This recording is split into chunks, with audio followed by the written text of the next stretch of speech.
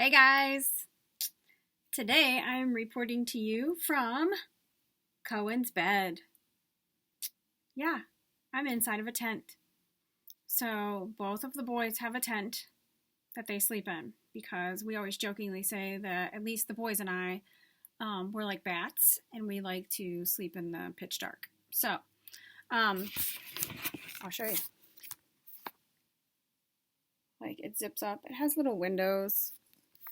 So he's got that one window open to the outside world. But it'll zip completely shut. Like you can be completely enclosed in here.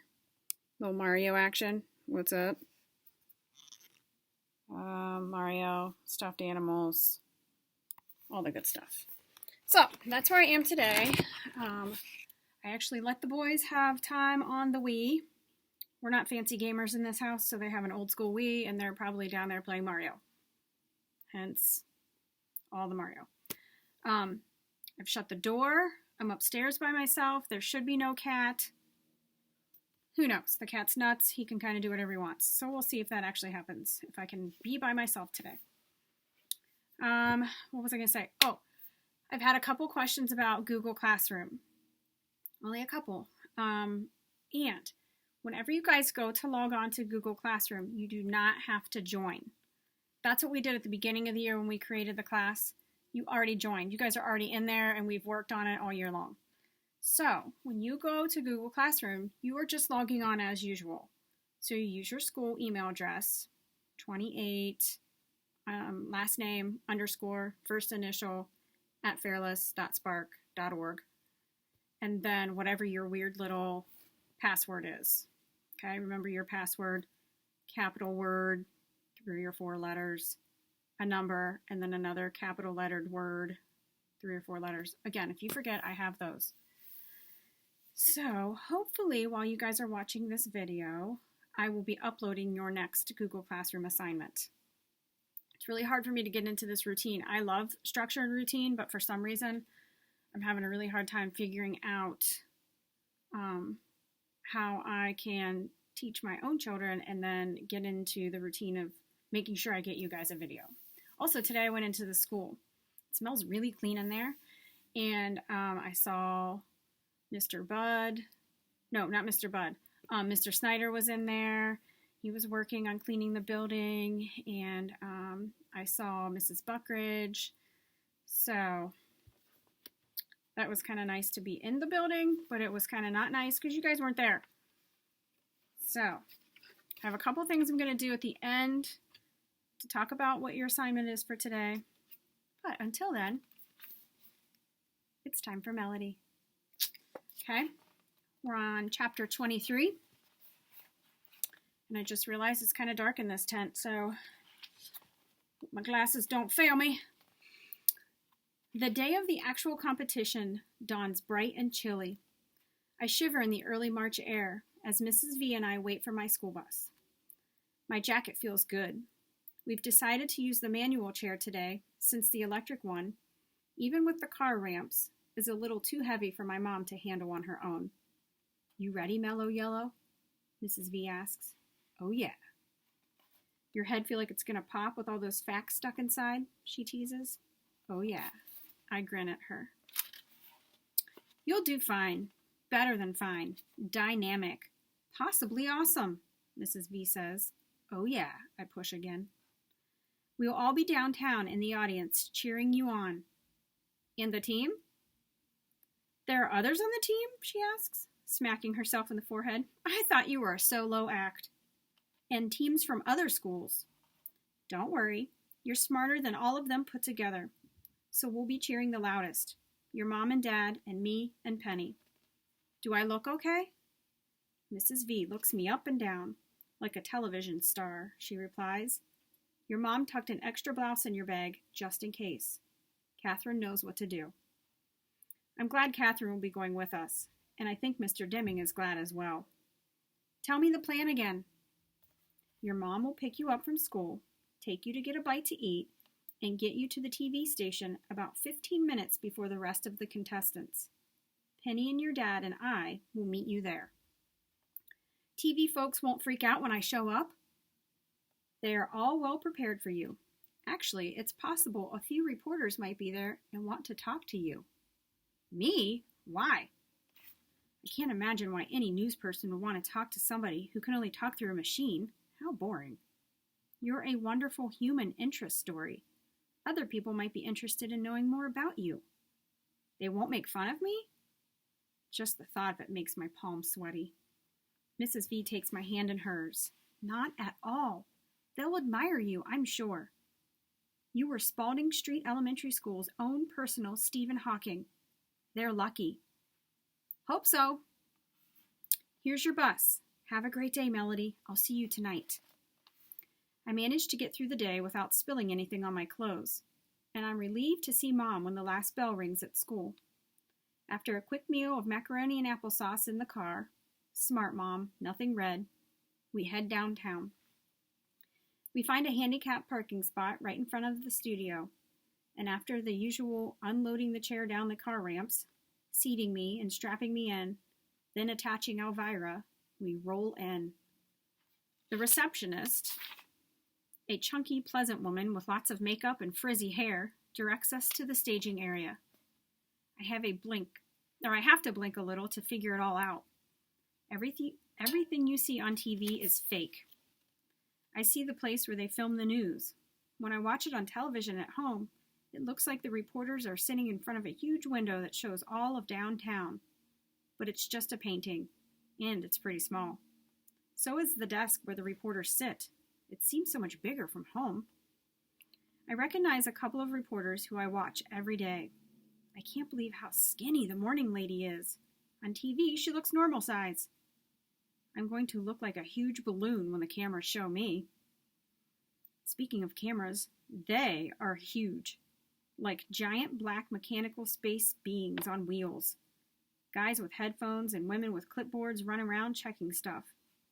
The back part of the studio is dark, but the place where the contest will take place is lit brightly. I can see where the teams will stand and the big buttons they'll push for the answers. In another room, behind all the cameras and the action, are the benches where the audience sits. Some people have already started to file in. I can see them through a large glass window. I jump when Catherine taps me on the shoulder. Fascinating, huh? For real, I typed.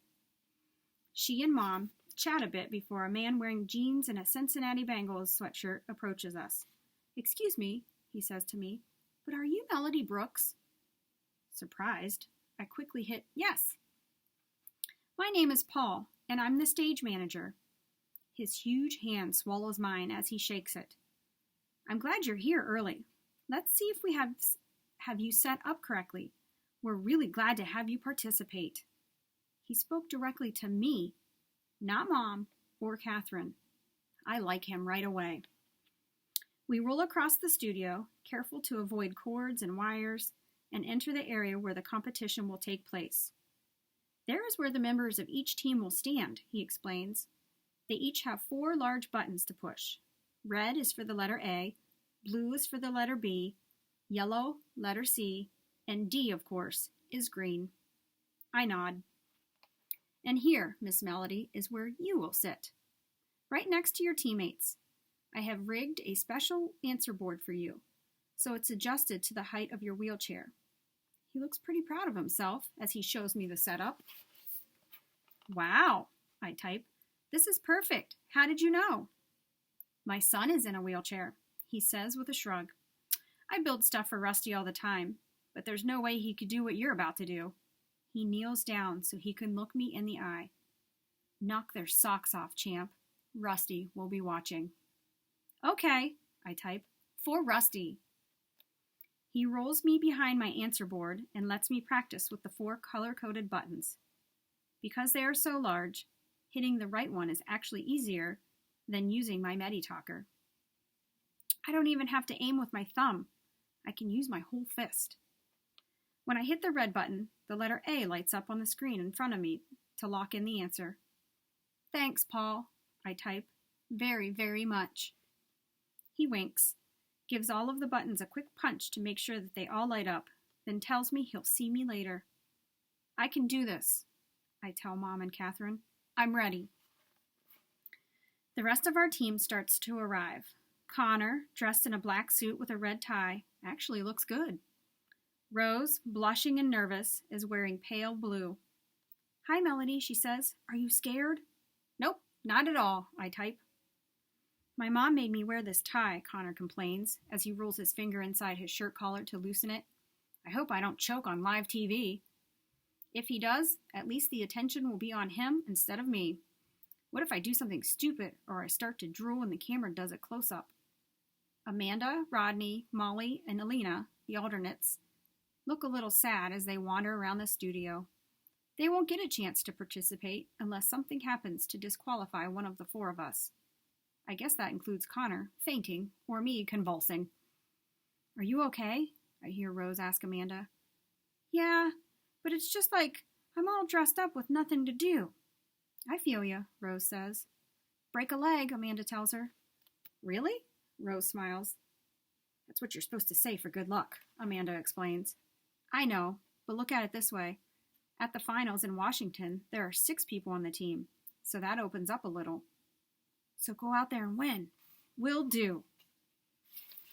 Claire and Molly make funny faces in front of the cameras, pretending they are on air. Neither speaks to me. "Look, Claire," Molly says, her voice for once in awe of something. "You can see your reflection in that camera over there." "Do I look okay?" Claire asks, smoothing her dress. "You look great," Molly assures her. "You know, it really ought to be you up here instead of Melody," Claire says loud enough for me to hear. "Well, I'm ready if she messes up," Molly whispers back. I just shake my head and think, delete, delete, delete. No way I am letting their negativity mess me up. I have enough to worry about. Mr. Deming hurries in then, wearing a brand new navy blue suit, a fresh white shirt, and a red vest and tie. The whole team cheers, and Connor gives him a high five. He buzzes around for a bit, like a nervous bumblebee. He checks on details, wishes us all good luck, then goes to sit in the observation area.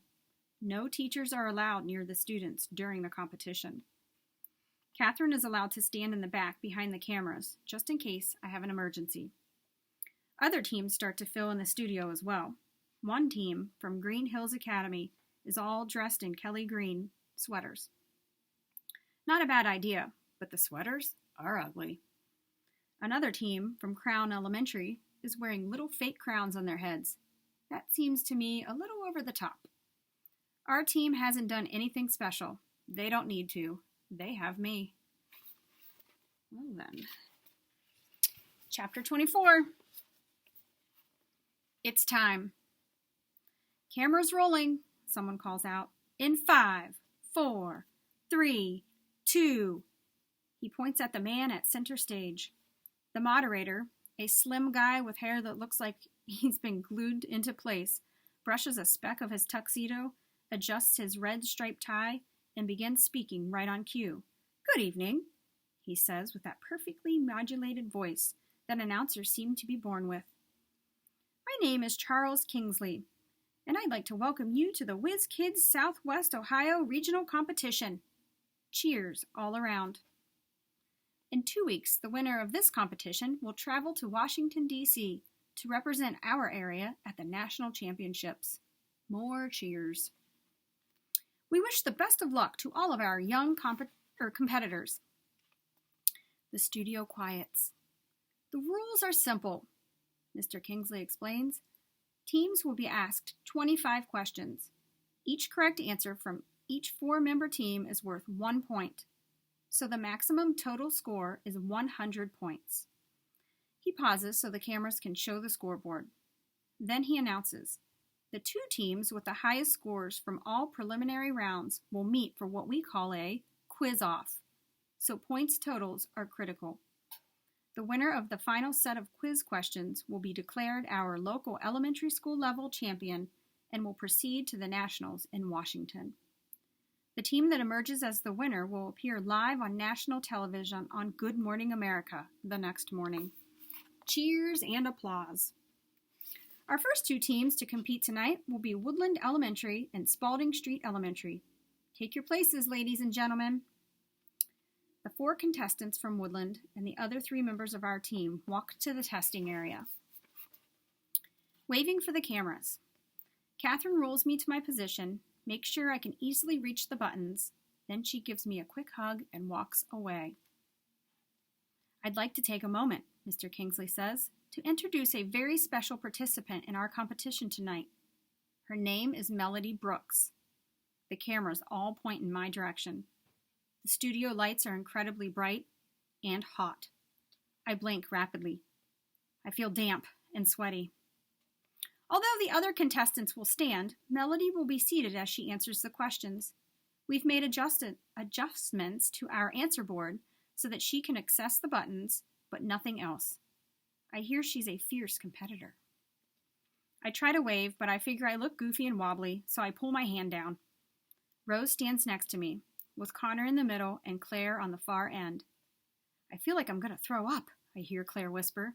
Don't you dare, Connor hisses. We'll start with a practice round, so you can familiarize yourself with our button system. Everyone ready? Which of the following is a mammal? A. Cat. B. Bird. C. Turtle. D. Spider. Everybody, including me, pushes A, of course. The screens in front of us light up with the letter A. Don't you wish all the questions would be that easy? Mr. Kingsley asks, chuckling. Yeah, right. Remember two things, he reminds everyone. First, this is a team competition. And second, this is not a test of speed, but of accuracy.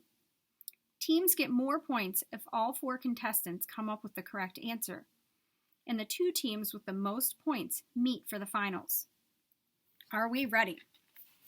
Ready, the 7 contestants on stage answer. I start to hit the word ready on my board, but I decide to concentrate on the contest instead. Round 1 will have 25 questions. Let us begin. Number 1. I tense. Here we go.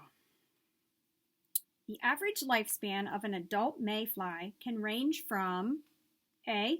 1 minute to 1 hour, B.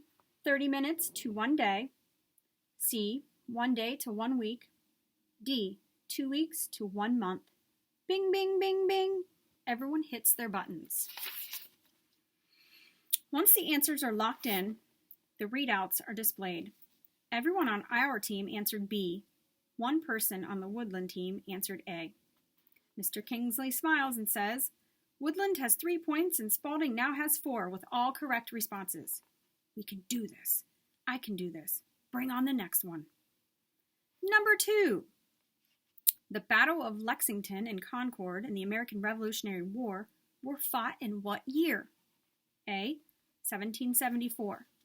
B. 1775. C. 1776. D. 1777. That one is a little tricky. I press B, however. So does everyone else. The score is now 7-8. Mr. Kingsley continues. In literature, the word oxymoron means which of the following? A.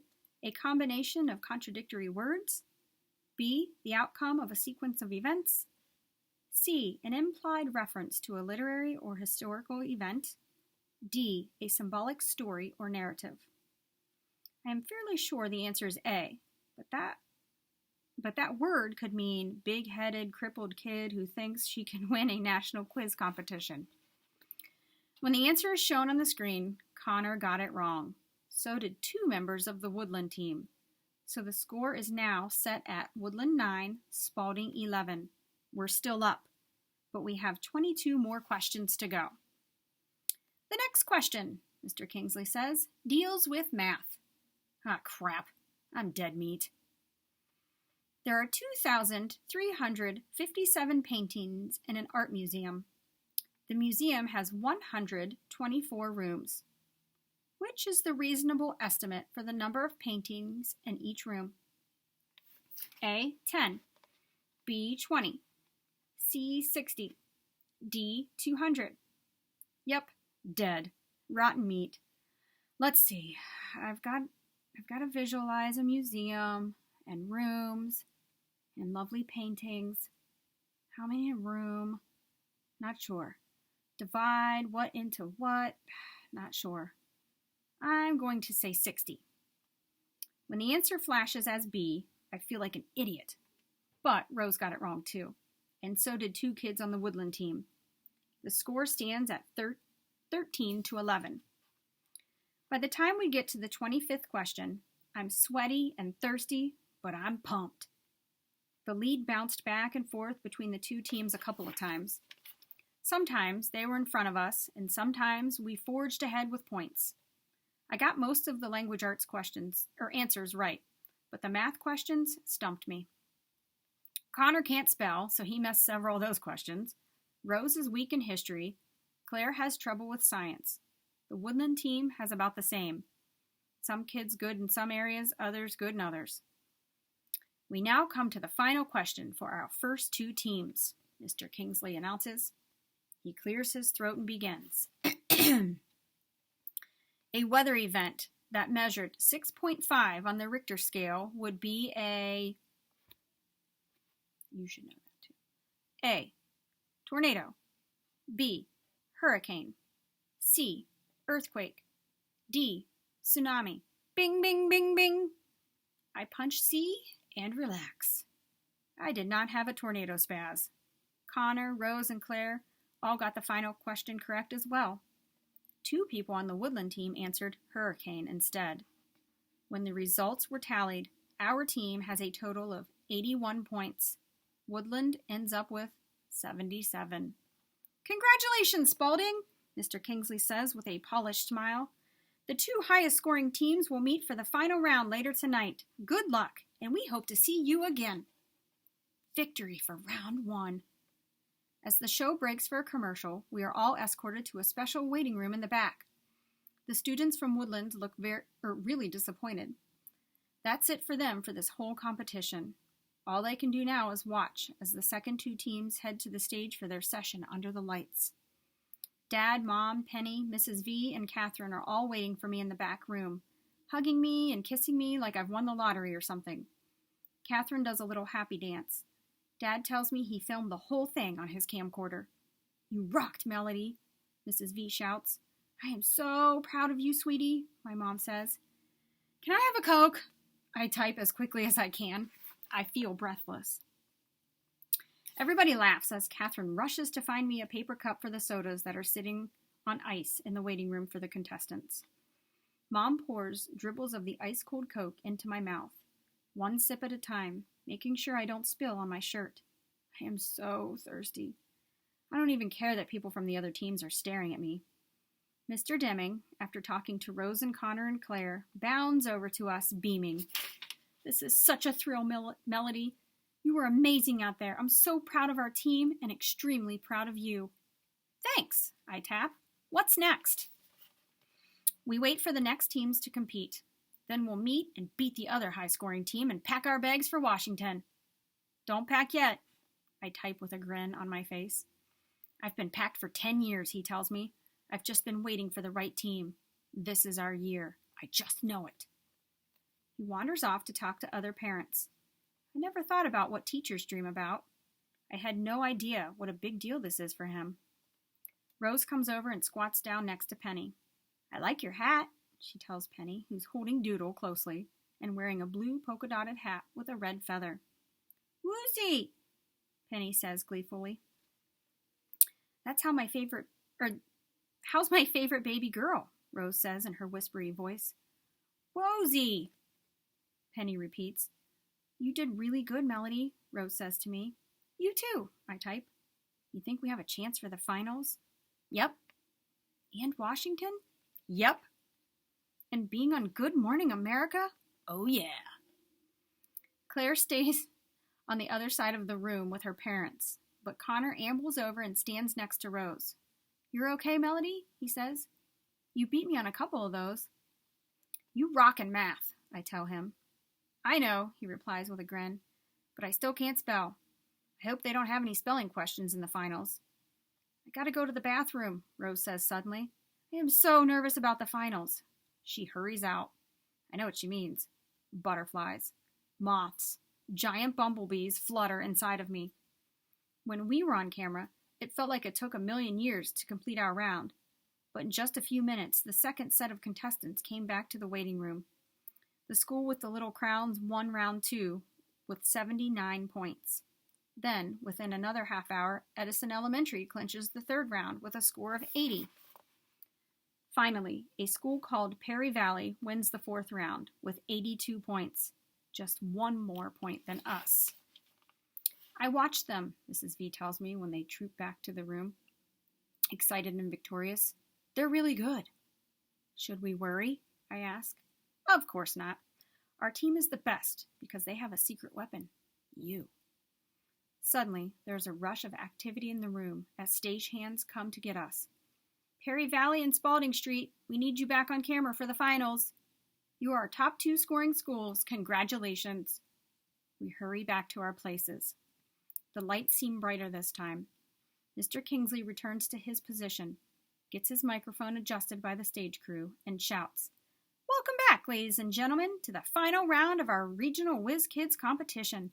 The winners of this round will represent us all in Washington, D.C. in just 2 weeks.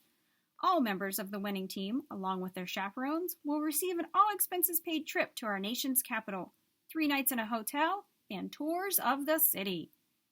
Trophy! Trophy! Someone yells. Oh, the famous Whiz Kids competition award? The winning team in Washington gets to take home that huge golden trophy. They receive a guest appearance on Good Morning America, and their school will receive a check for $2,000 to be used for academic endeavors. Lots of whoops at that. Let us begin. Teams, are you ready? Ready, they all reply. I am ready too.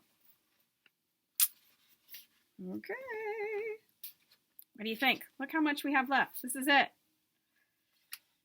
Do you think they're going to make it to DC? I don't know. I told you I'm not cheating ahead, so I'm reading it right with you, as you notice when I stumble over a couple words. That's how it is. It's real reading. Okay. 2 things. So what I'm going to put on Google Classroom, can you see? Oh, it's kind of hard to see. Story cubes. Okay. So this story cube group is the action words. Okay. Most of you guys have used story cubes in my room during RTI. Okay. So there's 9 cubes. They're like dice. Okay. There's 9 of them. I'm going to roll them around. And then I will take a picture and then I will post this. Okay. I'll put this on your Google Classroom assignment. I want you to write a story using these pictures. Now, like I've told you a million times before, it doesn't have to be exactly what is on here. Sometimes you guys bring this up to me at my desk and you say, what is this supposed to be? And I always say to you, what does it look like to you? Because it doesn't really matter what these say exactly or what the picture is exactly. It's how you interpret it. Everybody might think it looks like something different, and that's perfectly fine. That's actually awesome. I like that. Okay? So you're going to use these 9 pictures or actions, or like the 1 is an arrow, and you're going to use that to spark some sort of story. Okay? So I want you to write a story today. I will share with you a Google Doc. Just go right into that doc, click on it. Once you get to the Google Classroom and then to the new assignment, there will be a doc. Get in there, type that. When you're done, you can turn it in. Okay? Last but not least, today is March 18th. So, recognize these? Our yoga cards. I went ahead and I picked number 18. If you want to do a position, how about this guy? The lighting is wonky donkey. Okay. This is a shoulder stand. I'm not going to say the proper yoga word that's underneath there because I know that I'll butcher it. Okay. So I will send this picture on Dojo along with the picture of our cubes. And that's all for today. Okay. Love you guys. Miss you guys. Hope you're being good. Maybe you're in a tent right now. I don't know. See you tomorrow.